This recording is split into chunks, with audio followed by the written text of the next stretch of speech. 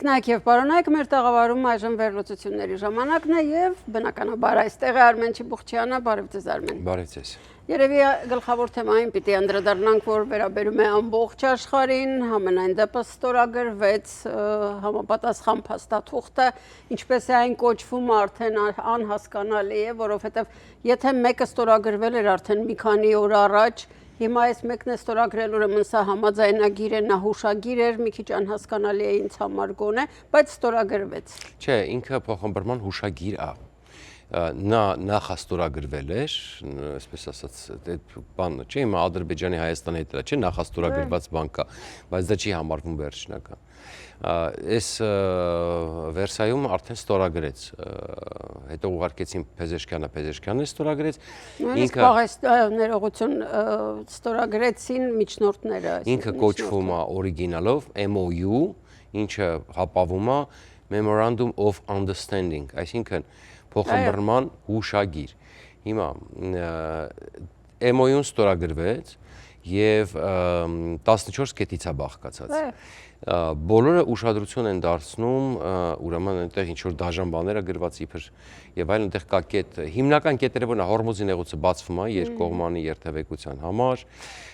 ռազմական գործողությունները դադարեցվում են, այնտեղ նշված է նաեւ Լիբանանը, բայց այնտեղ Իսրայելի անունը տրված չի։ Ընդհանրապես տրված չի։ Կստիպի Միացյալ Նահանգները թե ոչ, հենց նույն այս կետի հետ կապված արդեն խնդրեմ է, որովհետև Նեթանյահուն հայտարարում է, որ ես Իսրայելի ղեկավարն եմ, ես պետք է հետապնդեմ Իսրայելի շահերը, մենք պայքարել ենք եւ պայքարելու ենք դիպլոմատիկ ճանապարհով, թե ռազմական ճանապարհով, որ Իրանը չունենա միջուկային զենք։ Դա սա կարծես թե բավարարվում է այդ հուշագրով, միջուկային զենք չունենալը։ Չէ, հեսա կասեմ։ Իրականում այս հուշագիրը ընդամենը ասում առաջի քայլն է, քայլը թե ինչի մասին են խոսելու, այստեղ է պետք ուշադրություն դարձնել, որտեղ այստեղ ասում է հուզումները շատ են, մի մասը ներկայացնում է, որ պարտությունն է, կապիտուլյացիա է Տրամպի կողմից, մյուս մասը ներկայացնում է, չգիտեմ, որ հաղթանակ է եւ այլն։ Հակառակը Իրանում ասում են, որ իրենց հաղթանակն է։ Հենց այդ եմ ասում, դրա համար այստեղ շատ խառն է, բայց պետք է հասկանանք էությունը, մենք ես հենց եմ ուզում բացատրենք ընդհանրապես փոխանցման հուշագիր է, որը ոչ մի բանի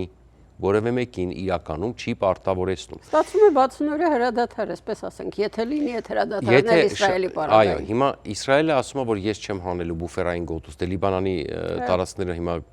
ասում է, ես իմ սահմանները պետք է պաշտպանեմ, այնտեղ ինքը բուֆերային գոտի է, չէ՞, ստեղծել Լիբանանը մտել։ Եվ այլն, ասեց, ես չեմ հանելու իմ զորքը։ Ինքը անգամ այս ընթացքում, որ ես անկեղծ ասեմ, այս ընթացքում, որ իբր պետք է Լիբանանում ռազմական գործողություններ չլինեին եւ Ամերիկան ու Իրանը քննարկում են, լավ էլ ռազմական գործողություններ եղել են,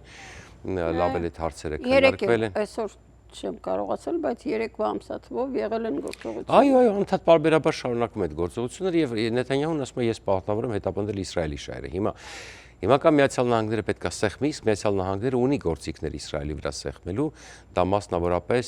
ռազմատեխնիկական համագործակցություն եւ ռազմական օգնությունը եւ անհրաժեշտ որոշ տեսակի ռազմամթերք կա, որը Իսրայելը ստանում է Միացյալ Նահանգներից, այսինքն տոտալ Իսրայելը ուժեղ ռազմարտությունաբերություն ունի, բայց որոշակի ռազմական ուրեմն զինատեսակների մասով կախվածություն ունի այդուամենայնիվ Միացյալ Նահանգներից։ Հենց այդ պատճառով կես տարի առաջ էր, երբ որ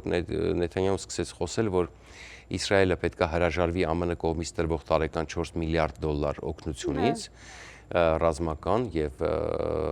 պետք է ամբողջությամբ դառնա ռազմարտությունաբեր Իսրայելի ինքնաբավ կախվածություն չունենալով անգամ Միացյալ Նահանգներից, որտեղ Դե մինչև պատերազմը թողասեր այդ մասին։ Բազմիցս ակնարկում էր, տեսեք, դե Իսրայել հիմա շատ են խոսում, որ Տրամպը գցել է, կներեք այս արտադրության համար Իսրայելին, Իսրայելն էլ այստեղ Իսրայելում շատ է հիմա պանիկան այդ թեմայով, որ Իսկ եթե դա էլ խաղ է։ Հենց այդ է,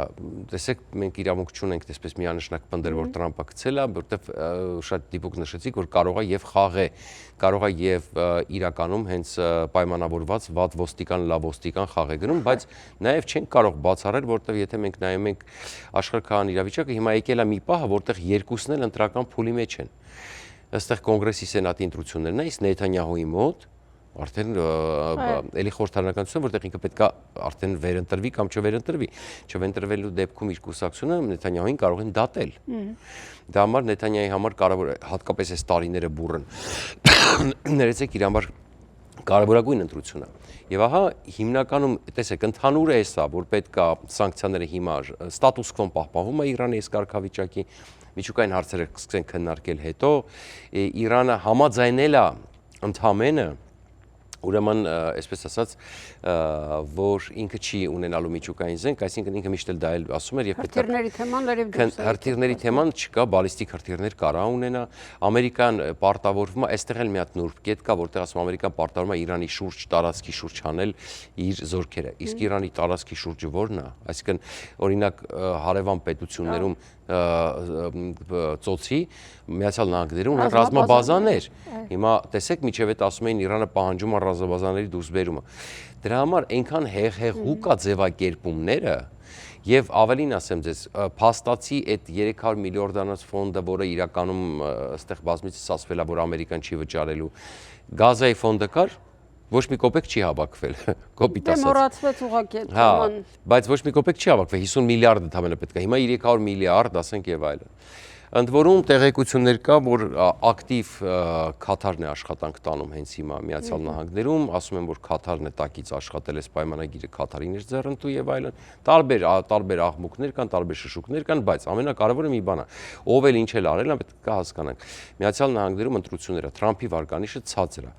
գները բարձր են, հատկապես վառելիքի գները։ Թրամփին պետք է կարգավորել ընտրություններից առաջ, սա փաստ է։ Եվ նորից եմ ասում, ռետորաբանության փոփոխությունը հօգուտ եվրոպական գործընկերների խոսում են մասին, որ Թրամփը հասկանում է, որ Իրանը ավստահելի չի եւ ցանկացած պահի ինքը կարող է խուլիգանություն անել։ Եթե ընտրություններից, օրինակի համար, չգիտեմ, 2 ամիս առաջ, մի ամիս առաջ, 15 օր առաջ Իրանը փակի Հորմուզի նեղուցը, իսկ հիմա դեմոկրատները եւ դեմոկրատական ալիքները հենց դա են ասում են ըստ էության, մինչեւ այդ Իրանը այդ լծակը չէր օգտագործում, վախենում էր, հիմա այս պատերազմի հետևանքով Իրանը ցանկացած պահի այդ լծակը կարող է օգտագործել, հիմա էլ գումարները կհոսեն, կարողանա վերականգնվել, ավելի արագ վերակառուցել այն ծրագիրը, միջուկային ծրագիրը, որը չուներ, այսինքն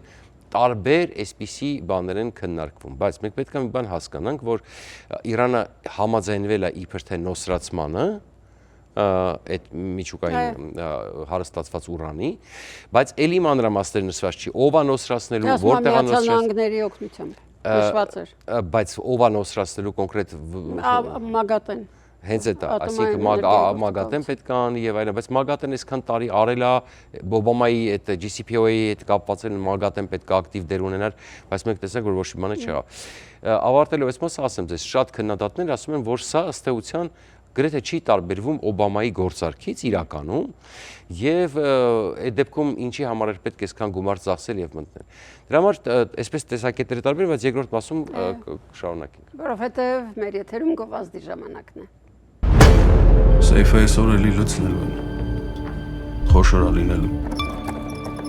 Ավոր բռնվենք։ Չենք բռնվի մի կռա։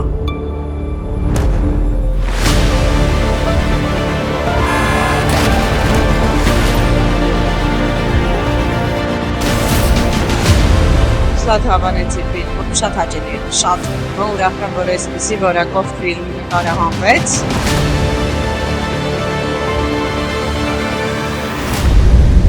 Մարդուս ասած, մի օր կինո են նկարելու այդ պատմության մասին։ Ֆիլմի ցուցադրման հովանավոր Vivaldi Catering։ Մեր տաղավարում է Արմեն Չիբուխչյանը, վերլուծություններն են շարունակվում եւ դարձյալ ամփոփենք։ Այո, ես ինչ եմ կարծում։ Իրանի այդ թեման։ Այո, ես կարծում եմ այդուամենայնիվ, որ դեռ չեմ հավատում խաղաղությանը։ Ես կարծում եմ, որ սրանք խաղեր են։ Իրանի վիճակը սարսափելի ծանր էր տնտեսական։ Նրանց պետք էր արագ մի բան ստանալ եւ իրենք արագ ստացան, իդեպ ստացան նավթի վաճառքը առանց սանկցիաների այս ընթացքում։ Իսկ դա գիտեք, չէ՞ ինչ է, դա նույն Չինաստանը բավականին էժան գներ, իդես այլ հետարքիր հանգամանքը։ Նույն Չինաստանը օգտվելով որ Իրանը սանկցիաների տակ լավ էժան էր առնում նավթը եւ էլի տեղից օգտվում էին չինացիները։ Հիմա այս 60 օրվա ընթացքում ինքը կարող է ծախել առանց որևէ դիսկաունտների եւ փաստորեն ստացվում է որ Իրանը ստիպված է լինելու թանկ իրանական, իսկ Իրանը ոգաներեք դիսկաունտ անելու փող է պետք, ինքը չի անելու։ Ռուսական նավթն էլ ընկավ, հա, խնդրեմ ասեք։ Ղալիբաֆը այսօր հայտարարել էր, որ այսինքն այդ հուշագրում էլ կար նշված, որ 60 օր հետ մինչև այս 60 օրը թույլ կտա անվճար հետոյի մասին նորից պիտի բանակցենք։ Միանշանակ, չէ, հենց այդ եմ ասում, տեսեք, ես դրա համար եմ ասում, շատ հեղեղուկ է ամեն ինչ գրված է քննարկելու համար, ռեալ, այսինքն ամերիկացիները պետք է Իրանի շուրջ զորք հանեն, Իրանը պետք է նոսրացնի, մագատեն դե արդեն ծրագրերը ինչ որ մշակում, ոչ մի բան դեռ իրականում պայմանավորված չի։ Բալիստիկ հրթիռների մասը ընդհանրապես հանած է, դա ամենամեծ զիջումն է։ Ասաց, որ մենք չենք կարող չգնալ այդ զիջմանը, որովհետև հարևան պետությունները ունեն, ինքն էլ պիտի ունենա։ Okay. Հարևան պետություններ ունեն, ինքն էլ պետք է ունենա։ Հիմա դրա համար, այսինքն գլխավորը ինչն է։ Եթե Տրամպը չկարողացավ կոնկրետ, փաստացի, ես խոսում էին ապամոնտաժման մասին Իրանի միջուկային օբյեկտների, բայց այդ մասին կարծես թե խոսք չկա այդ հուշագրում։ Այսինքն ինչ վերջում կլինի, ինչ չի լինի, ես չեմ կարող ասել, այսինքն, բայց միևնույնն է, այս ամեն ինչը խոսում այն մասին, որ իրանցիները անգամ սրան չեն համաձայնվելու մեծ հավանականությամբ, այսինքն բանակցությունների ընթացքում փորձելու են իսկ այս այնքան եզրային են ստացել այս փաստաթուղթը, որ արդեն շատերը մեղադրում են, որ Տրամպը գնում է զիջման։ Տրամպին ինչ է պետք ստանալ։ Տրամպը մի բանը, որ հստակ է Տրամպի համար, Տրամպը պետք է, որպեսզի գոնե ինչ որ մի ձև արդարացնի այս ամեն ինչը, պետք է միջուկային հարստացված ուրանը 60% եւ ավելի, որը կա հիմա իրանց մոտ 445 տոննա, թե 460, պետք է արգրավի, նոսրացնի, որպեսզի Իրանը չկարողանա, որտեվ հիմա որոշակի իրականում բավականին մեծ Իրանին վնաս է հասցված։ Իրանք չեն կարողանալու մոտակա ժամանակներում այդքան արագ այդ աստիճանի կարողանալ ուրան հարստացնել։ Դրա համար ամենաառաջի վտանգը սենց է։ Լուծվում է սրանով հարցը հիմնարար։ Ոչ, անգամ եթե ինքը միջուկային ուրանը ստանա, քանի այս իշխանությունն է Իրանում, այս ամեն ինչը պարբերաբար կրկնվելու է։